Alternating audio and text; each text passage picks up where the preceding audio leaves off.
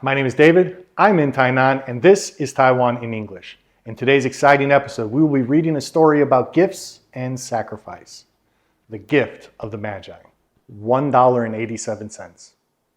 That was all. And 60 cents of it was in pennies. Pennies saved 1 and 2 at a time by bulldozing the grocer and the vegetable man and the butcher until one cheek burned with the silent impudence of parsimony that such close dealings implied. 3 times Della counted it, $1.87. And the next day would be Christmas. There was clearly nothing to do but flop down on the shabby little couch and howl.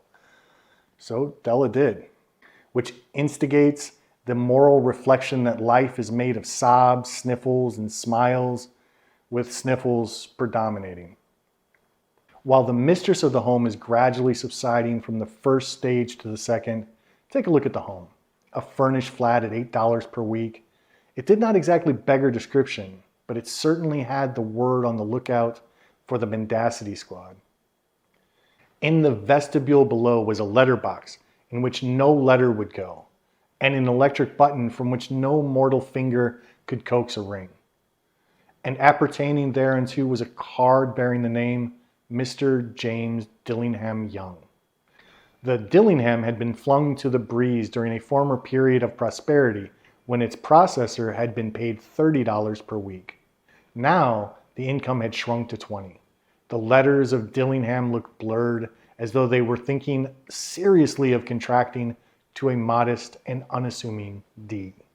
But whenever Mr. James Dillingham Young came home and reached his flat above, he was called Jim and greatly hugged by Mrs. James Dillingham Young, already introduced to you as Della, which is all very good.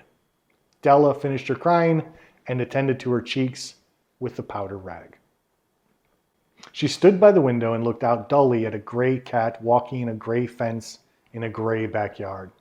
Tomorrow would be Christmas, and she had $1.87 with which to buy Jim a present. She had been saving every penny she could for months with this result. $20 a week doesn't go far. Expenses had been greater than she calculated. They always are. Only $1.87 to buy a present for Jim, her Jim. Many a happy hour she had spent planning for something nice for him, something fine and rare and sterling, something just a bit near to being worthy of the honor of being owned by Jim. There was a pier glass between the windows of the room. Perhaps you could see a pier glass in an $8 flat. A very thin and very agile person may, by observing his reflection in a rapid sequence of longitudinal stripes, obtain a pretty accurate concept of his looks. Della, being slendered, had mastered the art. Suddenly she whirled from the window and stood before the glass. Her eyes were shining brilliantly, but her face had lost its color within 20 seconds. Rapidly she pulled down her hair and let it fall to its full length. Now there are 2 possessions of the James Dillingham Youngs in which they both took a mighty pride. One was Jim's gold watch that had been his father's and his grandfather's. The other was Della's hair. Had the Queen of Sheba lived in the flat across the air shaft, Della would have let her hair down out the window someday to dry just to depreciate Her Majesty's jewels and gifts. Had King Solomon been the janitor, with all his treasures piled up in the basement, Jim would have pulled out his watch every time he passed, just to see him pluck at his beard from envy. So now Della's beautiful hair fell about her, rippling and shining like a cascade of brown water. It reached below her knee and made itself almost a garment for her. And then she did it up again nervously and quickly. Once she faltered for a minute and stood still while a tear or two splashed on the worn red carpet. On went her old brown jacket, on went her old brown hat. With a whirl of skirts and with the brilliant sparkle still in her eyes, she fluttered out the door and down the stairs to the street. Where she stopped, the sign read, Madame Sofrani, hair goods of all kinds. One flight up Della ran and collected herself, panting. Madam, large, too white, chilly, hardly looked saffrany. Will you buy my hair? Asked Della. I buy hair, said Madam. Take your hat off and let's have a sight at the looks of it. Down rippled the brown cascade. $20, said Madam, lifting the mass with a practiced hand. Give it to me quick, said Della. Oh, and the next 2 hours tripped by on rosy wings. Forget the harsh metaphor. She was ransacking the stores for Jim's present. She found it at last. It surely had been made for Jim and no one else. There was no other like it in any of the stores, and she had turned all of them inside out. It was a platinum fob chain, simple and chaste in design, properly proclaiming its value by substance alone and not by meticulous ornamentation, as all good things should be. It was even worthy of the watch. As soon as she saw it, she knew that it must be Jim's. It was like him. Quietness and value, the description applied to both. $21 they took from her for it, and she hurried home with the 87 cents. With the chain on his watch, Jim might be properly anxious about the time in any company. Grand as the watch was, he sometimes looked at it on the sly by account of the old leather strap that he used in place of a chain. When Della reached home, her intoxication gave way a little to prudence and reason. She got out her curling irons and lighted the gas and went to work repairing the ravages made by generosity added to love, which is always a tremendous task. Dear friends, a mammoth task. Within 40 minutes, her head was covered with tiny, close-lying curls that made her look wonderfully like a truant schoolboy. She looked at her reflection in the mirror long, carefully, and critically. If Jim doesn't kill me, she said to herself, before he takes a second look at me, he'll say I look like a Coney Island chorus girl. But what could I do? Oh, what could I do with $1.87? At 7 o'clock, the coffee was made and the frying pan was on the back of the stove, hot and ready to cook the chops. Jim was never late. Della doubled the fob chain in her hand and sat on the corner of the table near the door that he always entered. Then she heard his step on the stair away down on the first flight, and she turned white for just a moment. She had a habit of saying little silent prayers about the simplest everyday thing, and now she whispered, "Please God, make him think I'm still pretty." The door opened and Jim stepped in and closed it. He looked thin and very serious. Poor fellow, he was only 22 and to be burdened with a family. He needed a new overcoat and he was without gloves. Jim stopped inside the door, as immovable as a setter at the scent of a quail. His eyes were fixed upon Della, and there was an expression in them that she could not read. And it terrified her. It was not anger, nor surprise, nor disapproval, nor horror, nor any of the sentiments that she had been prepared for. He simply stared at her fixedly, with the peculiar expression on his face. Della wriggled off the table and went to him. "Jim, darling," she cried, "don't look at me that way. I had my hair cut off and sold because I couldn't have lived through Christmas without giving you a present. It'll grow out again. You won't mind, will you? I just had to do it. My hair grows awfully fast. Say Merry Christmas, Jim, and let's be happy. You don't know what a beautiful, nice gift I've got for you."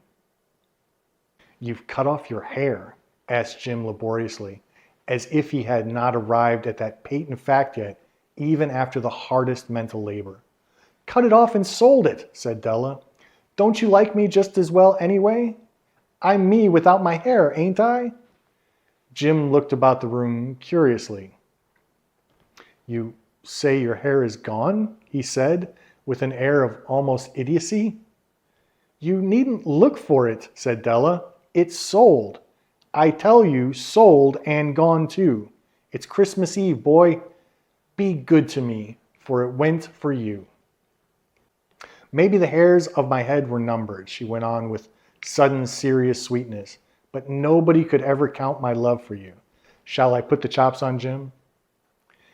Out of his trance, Jim seemed quickly to wake.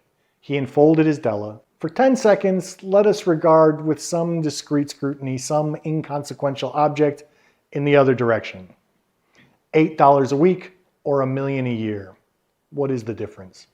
A mathematician or a wit would give you the wrong answer. The Magi brought valuable gifts, but that was not among them. The dark assertion will be illuminated later on.